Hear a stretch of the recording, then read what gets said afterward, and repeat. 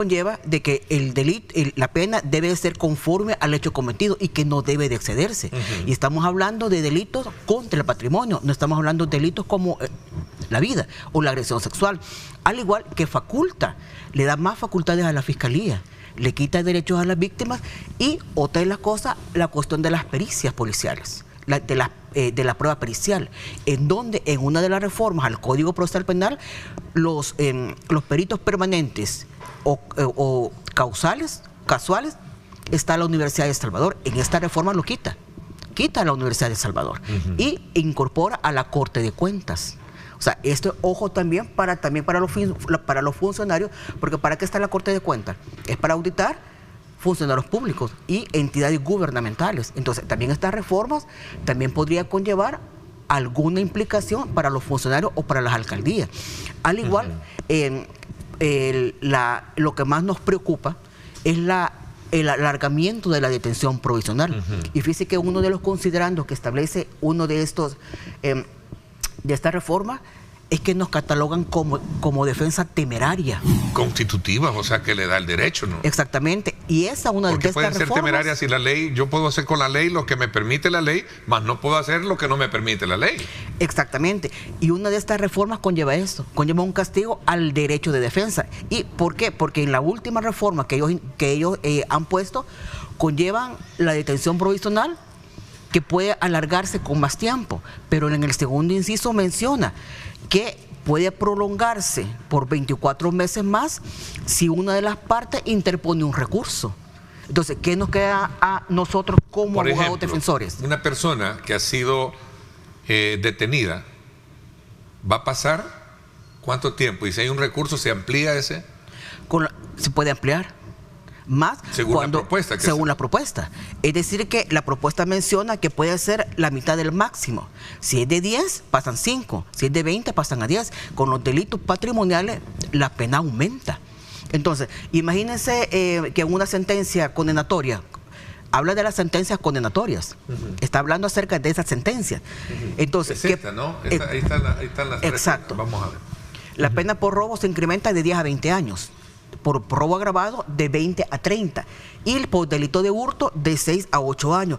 Con esta cuestión del delito de hurto quiero hacer una cuestión que es bastante seria, porque en la reforma contempla un concepto, el concepto de bienes, y menciona que los bienes que se pueden hurtar está el agua, está la energía eléctrica y también está la cuestión de la telefonía. Yo estaba escuchando unos argumentos que mencionan de que esto va para las pandillas, que las pandillas ocasionaban este tipo de cosas. Que robaban energía. Exactamente, pero esa está fuera de este contexto, porque esa reforma tenía que haberse hecho antes del régimen de excepción. En este momento ya tenemos en cuenta de que ya no existen comunidades dominadas por las pandillas, y además existe... O sea, generaliza demasiado abarca demasiado o generaliza demasiado este concepto de propuesta de reforma. Sí. Porque aquí no todos somos pandilleros, o sea, al pandillero está bien, o al que delinque también, al pícaro también, sí, al corrupto también. Exactamente. O sea, es que el problema es que en El Salvador tenemos dos sistemas penales, y eso sí es peligroso: el sistema penal acusatorio y el sistema penal inquisitivo. El sistema penal acusatorio es el que se hizo en base a los tratados internacionales y al corte humanista de la Constitución, en donde el imputado es sujeto de derecho. A él se le dice quién lo está acusando, qué pruebas tiene y por qué se le está deteniendo. El juez puede cuestionar la ilegalidad de la detención. Al igual, la detención provisional es la excepción, pero en este caso a la gente de régimen le están aplicando el sistema inquisitivo, que es el imputado es objeto de proceso, no se le dice quién, por qué, ni qué prueba, no hay ninguna investigación. El juez es un mero pasapapeles de la fiscalía y la detención provisional es la excepción. El responsable de la fiscalía decía: estas reformas servirían para disuadir a quienes pretendan cometer delitos, es decir, previniendo delitos. Sí. Pretendan.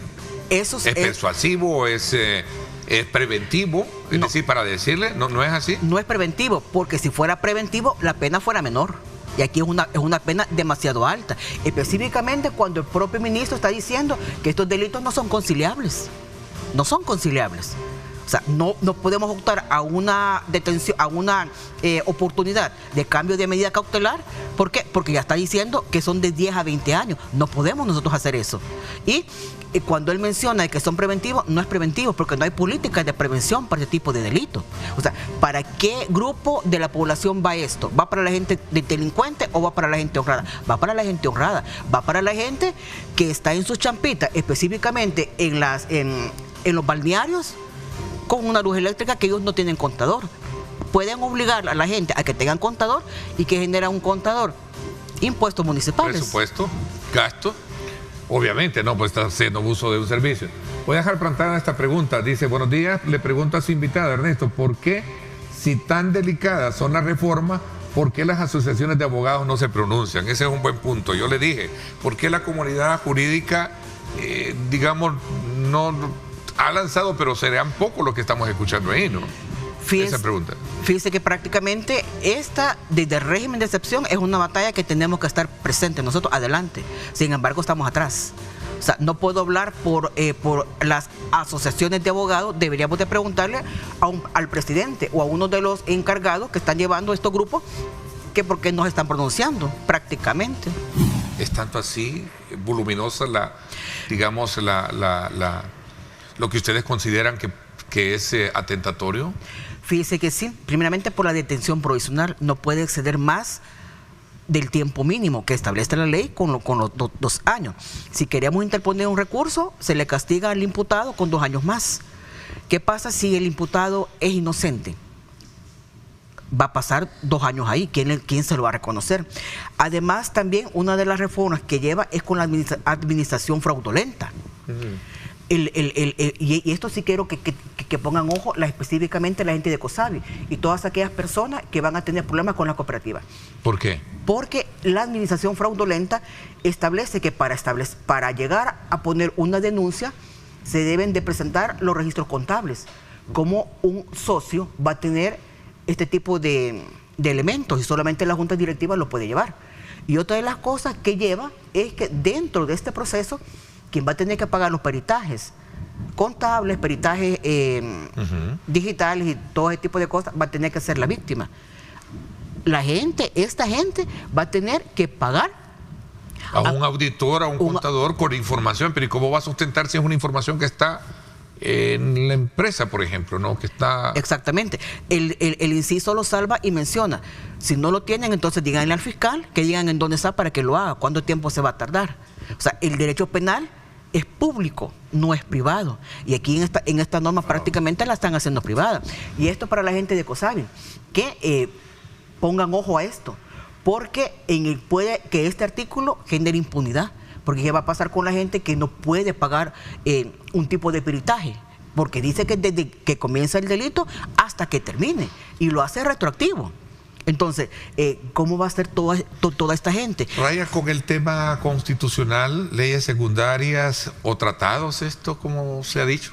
Claro que lo trata, porque el Raya, Estado... me refiero, ¿es atentatorio o es violatorio? Sí, es muy violatorio. Empezando porque, si usted se fija, hay mucha retórica de que las leyes del 1990, todas esas leyes se hicieron con el derecho garantista. Aquí prácticamente estamos volviendo al sistema de los 80, en donde no había ningún tipo de garantía. Y otra cosa, con la ejecución de la pena, todo delito conlleva responsabilidad civil y responsabilidad penal.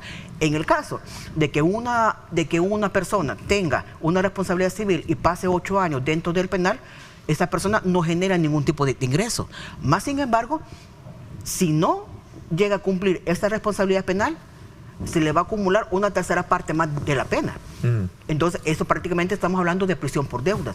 Y una de las cosas que no queda claro en ese artículo es que si esta tercera parte de la pena, que se va a aumentar porque no pagó la responsabilidad civil, va a exonerar a la gente de la responsabilidad civil. Entonces, eso como que no queda muy claro y la comisión lo debe de hacer. Al igual, otro importante es acerca de... A ver, espérenme, quiero detenerme ahí. Cárcel por deuda no hay hoy en día. No, pero puede haber con esta. Pero con esa reforma sí puede haber. Sí, porque dice, si la persona, y lo dice que todavía tiene que, el juez en la sentencia debe de ponerlo, debe de consignar. Si no paga con la responsabilidad civil, va a tener que pagar una tercera parte más. Esto va violando el derecho penitenciario, el teorema penitenciario, es decir, que esta gente no va a tener posibilidades para poder salir con los beneficios penitenciarios. La mitad de la pena, la tercera parte de la pena, tendrían que también modificar el derecho penitenciario y no lo están haciendo.